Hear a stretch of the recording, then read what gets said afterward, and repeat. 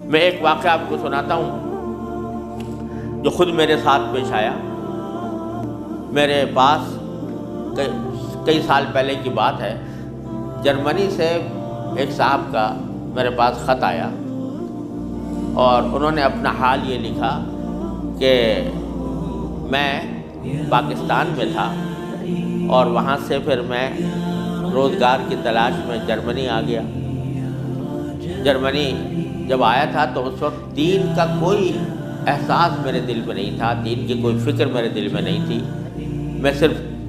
دنیا کمانے کے لیے یہاں پر آ گیا تھا، تو نہ اپنے دین کی کچھ خبر تھی، نہ معلومات تھی، نہ اس پر عمل تھا۔ لیکن یہاں پر رہتے رہتے میں نے ایک کرسچن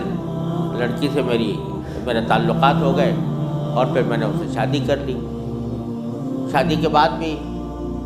کوئی دین کی طرف رغبت پیدا نہیں ہوئی، کوئی احساس پیدا نہیں ہوا۔ لیکن جب اولاد ہو گئی اور اولاد ذرا نشو و نما پانے لگی، ذرا سی وہ سمجھدار ہونے لگی، تو اس وقت میں نے دیکھا کہ میری کرسچن بیوی وہ اولاد کو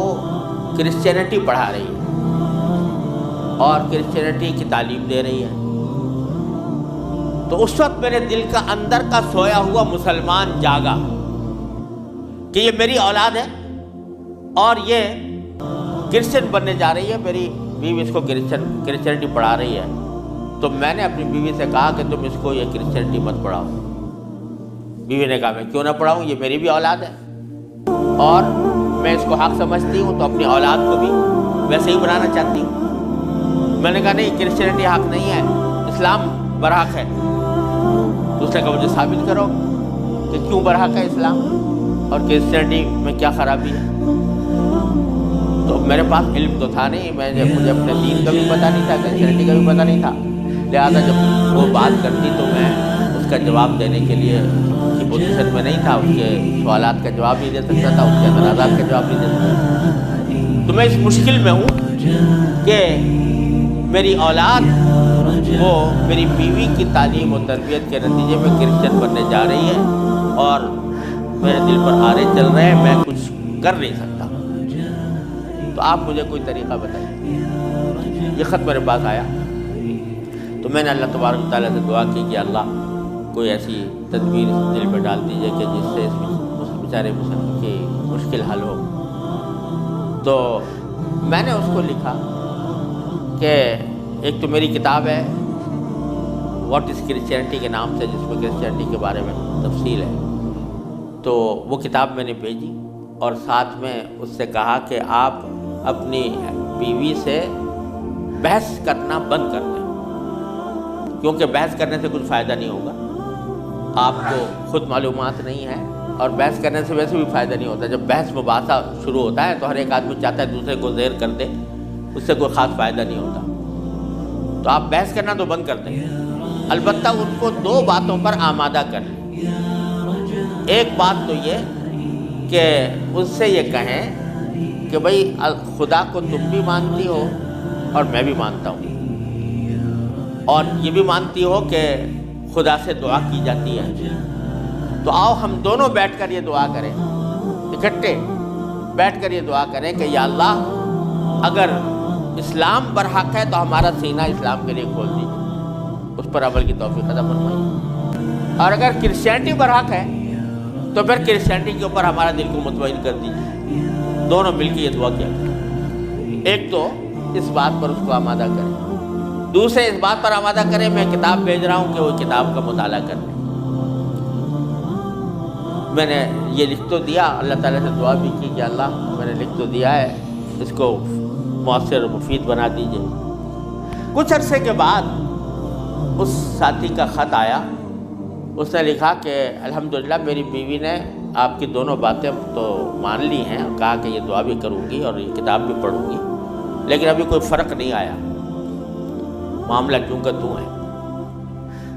تو میں نے پھر ان کو خط لکھا کہ آپ گھبرائیں نہیں اور اس عمل کو جاری رکھیں، دعا کرتے رہیں، تو گھبرائیں نہیں۔ اس کے کچھ عرصے کے بعد ان کا خط آیا میرے پاس، اس میں انہوں نے لکھا کہ عجیب و غریب واقعہ ہو گیا وہ یہ کہ میری بیوی وہ کسی جگہ کوئی ڈگری کورس کر رہی تھی، اس سلسلے میں یونیورسٹی گئی، اور یونیورسٹی سے واپس آتے ہوئے ہم دونوں واپس آ رہے تھے، وہ گاڑی ڈرائیو کر رہی تھی، میں اس کے برابر میں بیٹھا ہوا تھا، تو اچانک اس نے گاڑی ایک جگہ روک کر اور اس نے اپنا سر اسٹیئرنگ کے اوپر جھکا لیا اور بے تحاشا رونے لگی۔ میں سمجھا کہ خدا نہ کرے اس کے اوپر کوئی دل کا دورہ پڑا ہے یا کوئی تکلیف ہوئی ہے، تو میں پریشان ہوا۔ میں نے پوچھا کیا بات ہے، تو روتے روتے اس سے بولا نہیں جا رہا تھا۔ بمشکل جب میں نے بار بار پوچھا تو اس نے ایک جملہ کہا کہ میں اور کوئی تکلیف نہیں ہے، بس مجھے تم مسلمان بنا، اسلام میں قبول کرنا چاہتی ہوں۔ کہتے مجھے اپنے کانوں پر اعتبار نہیں آیا کہ یہ وہی عورت ہے کہ جو اتنی شدت کے ساتھ مجھ سے بحث کیا کرتی تھی، اور اب یہ کرے کہ میں نے کیا کہا، تو بار بار میں نے اس سے پوچھا تو اس نے کہا کہ نہیں، میں سچ کہہ رہی ہوں کہ مجھے مسلمان ہونا ہے، تو مجھے کہیں لے جا کر مجھے مسلمان بناؤ۔ میں پھر اس کو فوراً اسلامی سینٹر میں لے گیا، وہاں جا کے اس نے کلمہ شہادت پڑھا، مسلمان ہوئی، اور اس نے خط میں لکھا تھا کہ یہ اتفاق سے یہ دن رمضان کا تھا، اور آج پہلا موقع ہے کہ ہم دونوں نے سحری میں اٹھ کر ہم دونوں نے اکٹھا روزہ رکھا ہے، اور آپ کو خط لکھ رہے ہیں، اور دوسرا خط میری بیوی کی طرف سے ہے۔ تو دوسرا خط اس کے ساتھ تھا اس کی بیوی کی طرف سے، اور اس نے مجھے لکھا تھا کہ میں آپ کا شکریہ ادا کرتی ہوں کہ آپ نے مجھے ایک ایسا طریقہ بتایا جس کے ذریعے اللہ تبارک و تعالیٰ نے مجھے ہدایت عطا فرمائی۔ تو یہ میرے خود اپنے ساتھ پیش آیا ہوا واقعہ ہے۔ اللہ تعالیٰ سے اگر ہدایت مانگی جاتی ہے وہ دعا رد نہیں ہوتی۔ یعنی بہت سی دعائیں جو ہم دنیا کے لیے مانگتے ہیں کہ یا اللہ ہمارا روزگار لگ جائے، ہماری دولت میں اضافہ ہو جائے، اس میں ضروری نہیں کہ اللہ تبارک و تعالیٰ وہی چیز دے دیں جو آپ نے مانگی ہے، اس لیے کہ بعض اوقات اللہ تعالیٰ کے علم میں ہوتا ہے کہ یہ چیز اس کو دیں گے تو اس کے لیے نقصان دہ ہوگی، کوئی اور چیز دے دیتے ہیں، اس سے اچھی چیز دے دیتے ہیں۔ بعض مرتبہ آدمی مانگتا ہے کہ مجھے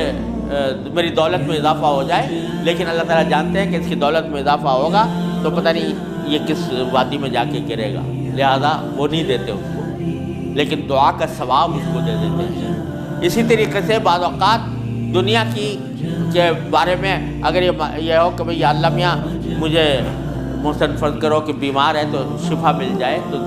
بیماری کے اندر بعض اوقات اللہ تعالیٰ جانتے ہیں کہ اس کا بیمار رہنا ہی اس کے حق میں زیادہ فائدہ مند ہے، تو وہ بعینی ہی وہ چیز نہیں دیتے لیکن اس سے اچھی چیز عطا فرما دیتے ہیں۔ یہ اللہ تبارک و تعالیٰ کی سنت ہے دنیاوی چیزوں کے بارے میں۔ لیکن اگر کوئی ہدایت مانگے سچے دل سے، یا اللہ مجھے ہدایت دے دے،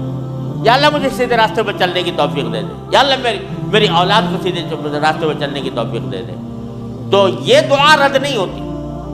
اور یہ دعا ضرور قبول ہوتی ہے بشرطے کہ مانگنے والا ہو، سچے دل سے مانگے، خشوع کے ساتھ مانگے، اللہ تعالیٰ سے مانگنے کے انداز میں مانگے، تو اللہ تبارک و تعالیٰ وہ دعا رد نہیں فرماتی۔ بلکہ میرے شیخ حضرت عارفی رحمۃ اللہ علیہ فرمایا کرتے تھے کہ اپنے اللہ میاں سے جب کوئی مانگو تو مچل کر مانگا کرو، یعنی اپنے اللہ میاں سے باتیں کیا کرو، کہہ دیا کرو یا اللہ یا تو مجھے ہدایت دے دیجئے ورنہ آخرت میں مجھ سے مواخذہ نہ فرمائیے گا، یا تو مجھے ہدایت دے دیجئے، گناہوں سے بچا لیجئے، اپنی نافرمانیوں سے بچا لیجئے، یا پھر آخرت میں میری گرفت نہ فرمائیے۔ تو بندہ جب اس طرح مانگتا ہے تو اللہ تبارک و تعالیٰ ضرور عطا فرماتا ہے، ہدایت ملتی ہے، اور ساتھ ساتھ یہ کہ وہاں پر آپ کے لیے ایک عذر ہو جاتا ہے کہ یا اللہ میں نے تو آپ سے مانگا تھا اور کہا تھا کہ مجھے ہدایت دے دیجیے، میرے گناہ چھوڑوا دیجیے مثلا۔ تو آدمی اپنی سی کوشش کرے اور باقی کام کے لیے دعا کرے، صرف دعا بھی کافی نہیں ہوتی، اپنی سی